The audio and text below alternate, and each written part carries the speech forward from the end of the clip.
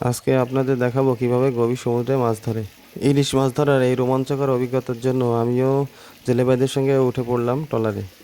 মাছ ধরা খুব একটা মজার ব্যাপার বা আনন্দের ব্যাপার বলতে পারেন। আর সেটা যদি হয় ইলিশ মাছ, তাহলে তো কোনো কথাই নেই। ছোট খাল পেরিয়ে আমরা সমুদ্রের দিকে রওনা হলাম। প্রচণ্ড ঢেউ, এমন ঢেউ আমি আগে কখনো দেখিনি। যেহেতু আমার এই ধরনের নৌকায় মাছ ধরার অভিজ্ঞতা এর আগে নেই, আজকে আপনারা দেখতে পারবেন যে কিভাবে ইলিশ মাছ ধরে, জ্যান্ত ইলিশ মাছ। আকাশে দেখা যাচ্ছে মেঘলা মেঘলা ভাব, মনে হচ্ছে বৃষ্টি আসবে। বৃষ্টির কথা বলতে না বলতেই বৃষ্টি চলে আসছে। বৃষ্টির মাঝে মাছ ধরা একটা দারুণ ব্যাপার।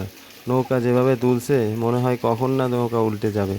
জেলে ভাইরা যারা আছে তারা আসলেই অভ্যস্ত। তারা প্রতিদিন এভাবেই তারা সমুদ্রে যায় এবং বিভিন্ন ধরনের মাছ শিকার করে থাকে। সবাই কাজে ব্যস্ত হয়ে পড়েছে। জাল ফেলতে হবে।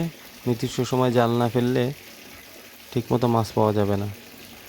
জাল ফেলে একটু সময় আমরা অপেক্ষা করলাম। এরপর জাল ওঠানোর পালা। দেখা যাচ্ছে কি বড় বড় ইলিশ মাছ বাজছে। মাশাআল্লাহ, আলহামদুলিল্লাহ। ইলিশ মাছ, তাও যদি আবার দেখা হয় জ্যান্ত ইলিশ মাছ, তাহলে কার না ভালো লাগে বলেন। আজকে ইলিশ মাছ কম, তুলনামূলক কম মাছ বাড়তেছে।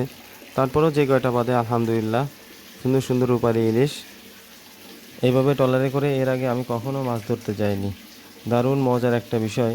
আর যদি হয় সেটা ইলিশ মাছ ধরা, তাহলে তো আলহামদুলিল্লাহ। অনেকগুলা মাছ বাজছে, বড় বড় সাইজের ইলিশ মাছ। আজকে মাছ ধরা প্রায় শেষের দিকে।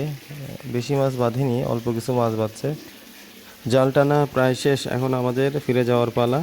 তারপরে খুব ভালো লাগতেছে যে কিছু ইলিশ মাছ আমরা পেয়েছি। আসলে আমার কাছে এটা একটা অ্যাডভেঞ্চারের মতো। আমি তো এর আগে কখনো এইভাবে ইলিশ মাছ ধরতে যাইনি, এই জন্য আর কি। যাই হোক, আমরা সমুদ্রে পেরিয়ে এখন খালের দিকে রওনা হলাম। ফিরে যাওয়ার পালা আমাদের। সবাই ভালো থাকবেন, আল্লাহ হাফেজ।